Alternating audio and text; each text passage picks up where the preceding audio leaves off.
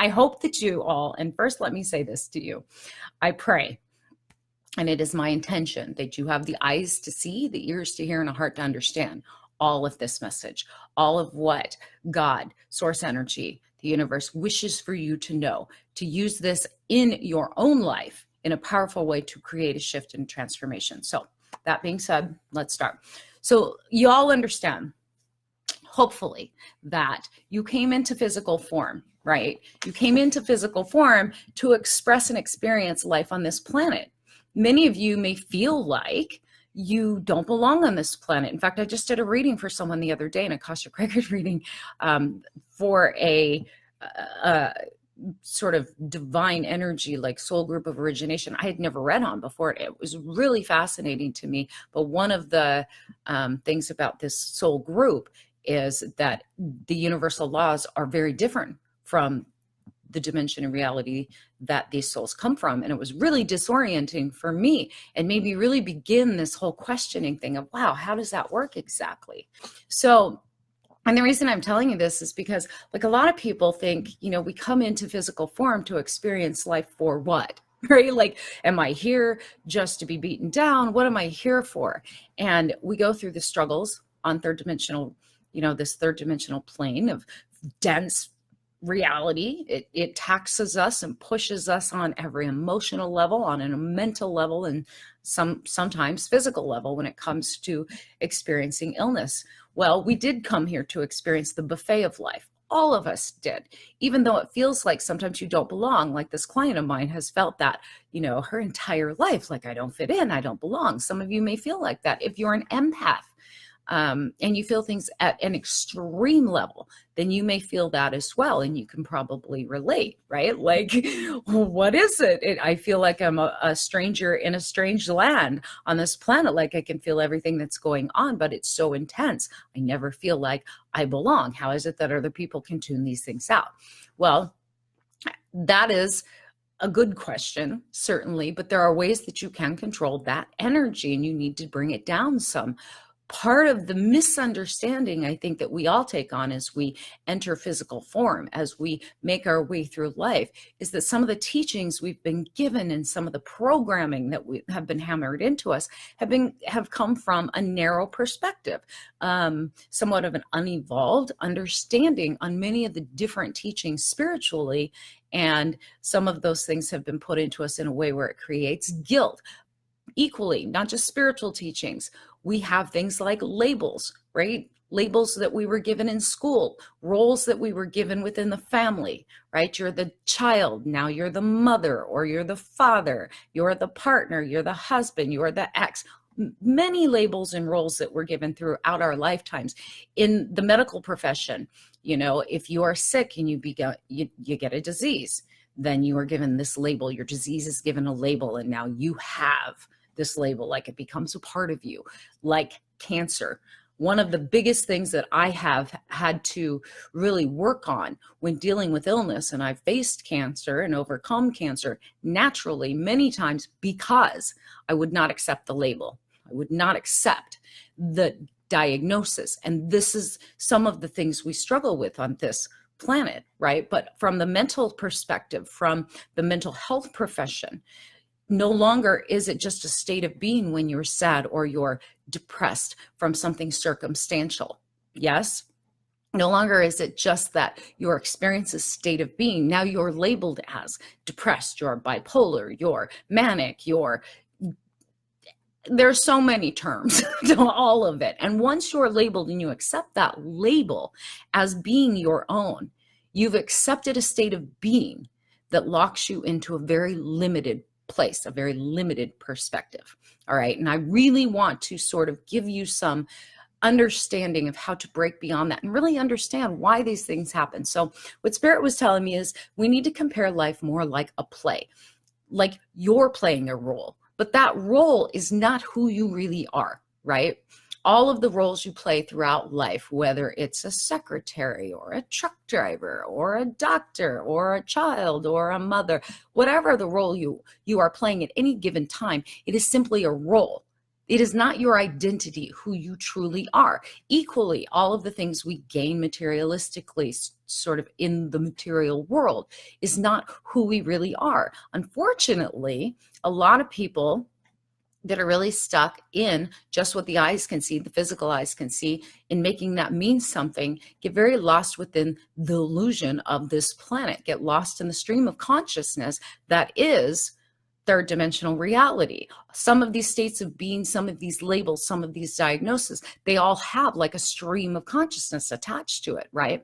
We talk about mass consciousness and how, society as it is in any given moment in history is reacting to and creating a consciousness, a way to make meaning of what's happening. Do you understand? You guys following me, or have I completely lost you? This is why I thought I was doing this in Charm Life, because it's getting into things that I haven't necessarily fully expanded on in live stream, but we talk about in Charm Life. So I hope that you guys can understand, but certainly put in your comments, in the comments if you don't.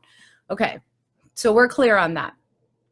We don't want to get stuck in a state of being. We don't want to get stuck in the stream of consciousness of a label or in a diagnosis. And yet it happens all the time, all the time. Whenever someone experiences the loss of something, right? Say the loss of a job. Now I'm unemployed. Now you have the label unemployed. So you live from the place of the stream of consciousness of unemployed. You get it? You go through a divorce and now you're a divorcee, and you go through the whole belief system and stream of consciousness that is connected to just that. So many labels, so many names, so many words that we can assign to these things, and we need to separate from them. Those labels, those roles, those paradigms and streams of consciousness are simply filters and masks of the ego. Life is a play. That's what Spirit was saying. Imagine that you are in a play, okay? You have put on a costume, and that costume changes depending on what role you are playing. You can either let the world assign the roles, let your peers, your family, right, your job, your status, assign those roles, or you can remove those costumes, those masks, those adornments, stand strong, and figure out consciously, who do I want to be? Who am I meant to be? Away from the mask of the ego, the costumes the ego gives you, the labels the ego gives you, and the world gives you in that stream of consciousness, and decide then, who do you want to play? Yes? Doesn't mean that you have to be limited. When you get stuck in the world of the ego and living based on a paradigm that society decides that you should be living in, you get very limited. And we don't want to live in limitation. We want to experience abundance. So I was asking Spirit about all of this. I'm like, so what's the point of all of this message? Like, there was so much information coming. And Spirit was saying, like, we have to separate our emotional attachment to these labels, whether the label is victim, right? And I know this is a touchy one for some of you that have experienced events and traumas that have made you feel victimized or left you feeling victimized. The problem with all of that, and I'm not saying there's a problem with you feeling that in the moment and as you process through and heal it, it is, if you remain in the label of victim, you have to reside within the stream of consciousness that leaves you very powerless in that role.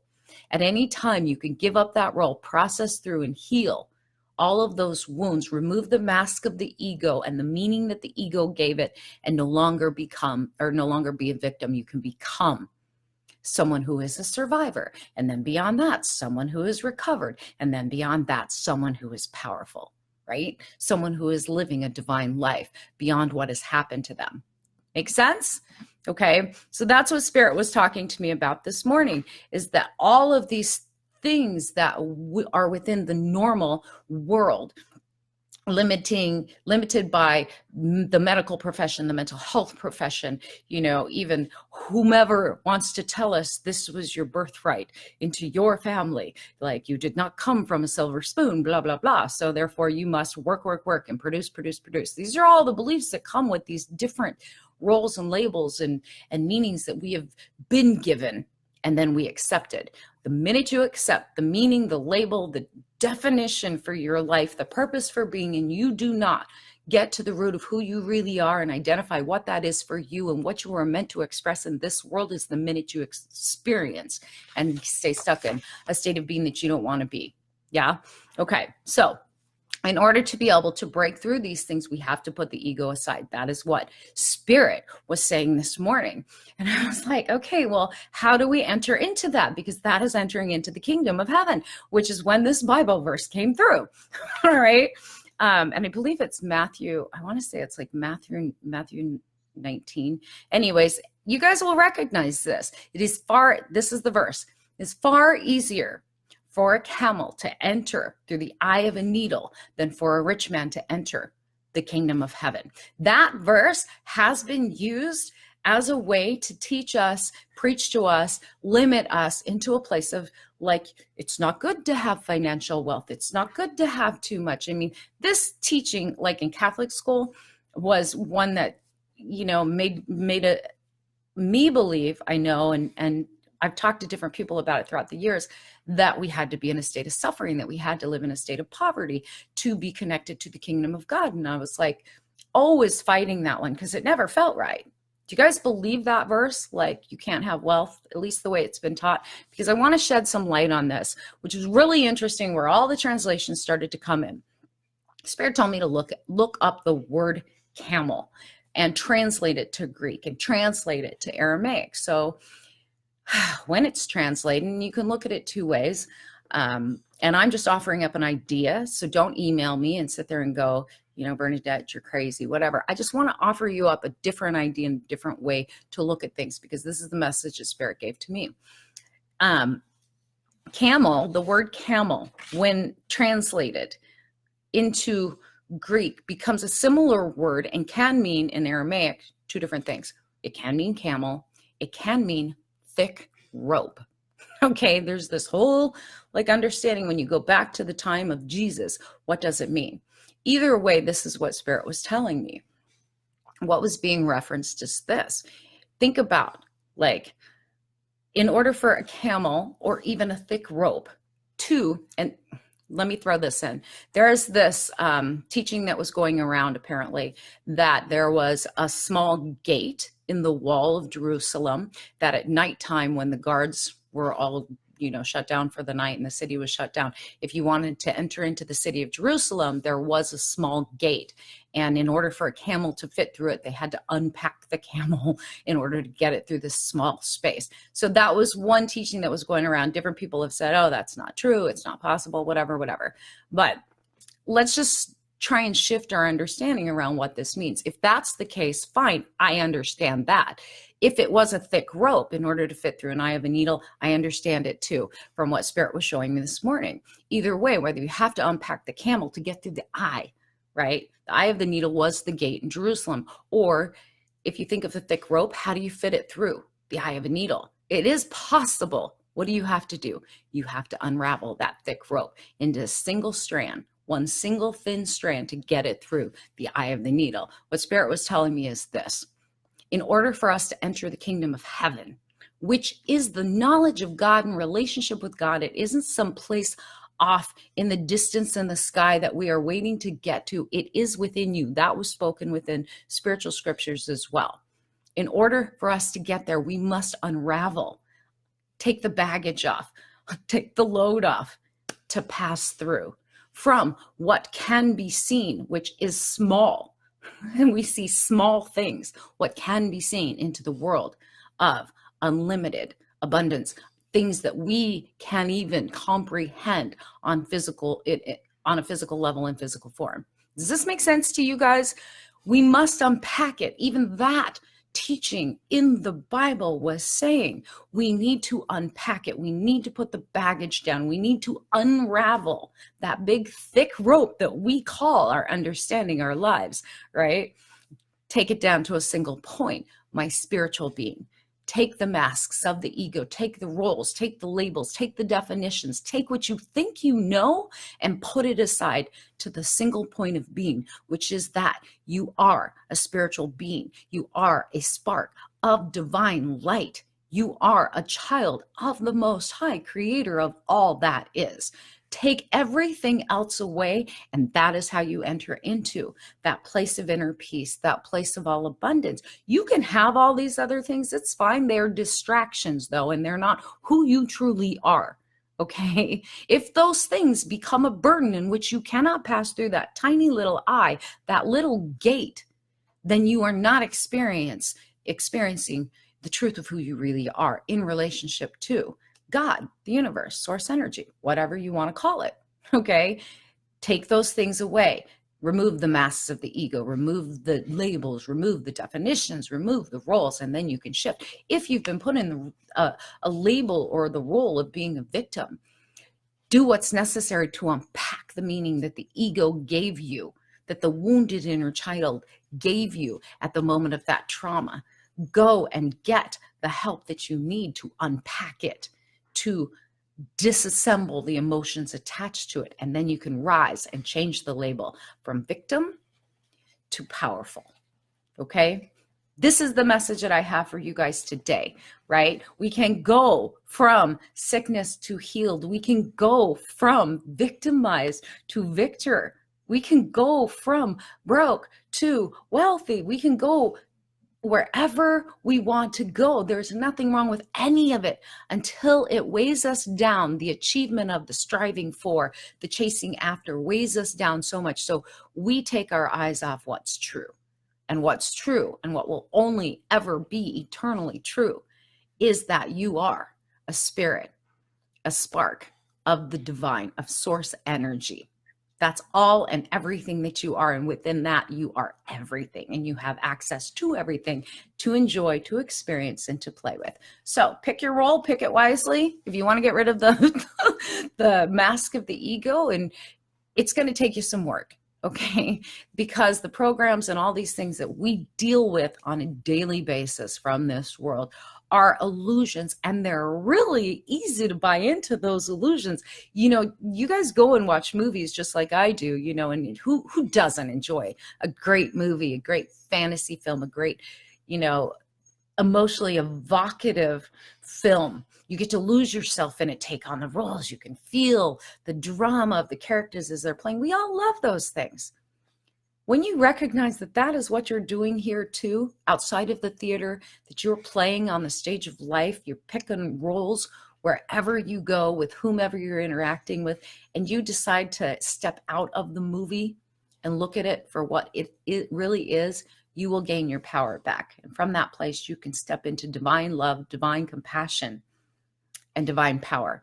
That all resides within you. It doesn't need the adornments of the ego, the physical body, the material wealth, all of these other things. Those things are fine. You can have those too. But you will only have the peace that you're looking for, the healing that you're wanting to experience, the joy and the laughter within every moment, and the magic of life when you step into and stand in the state of being that is divine, that you're meant to live in. All right, you guys, I hope I passed that message on the right way, and I hope that it makes sense to you. Think about it. If you guys don't believe me, look it up. Look up the word camel, translated Greek, Aramaic. All right, and you'll understand it truly is that simple. It's like unpack it, unravel it, take it apart, single strand. Who are you really? There's where you're going to find your power. I love you guys. I will see you guys later.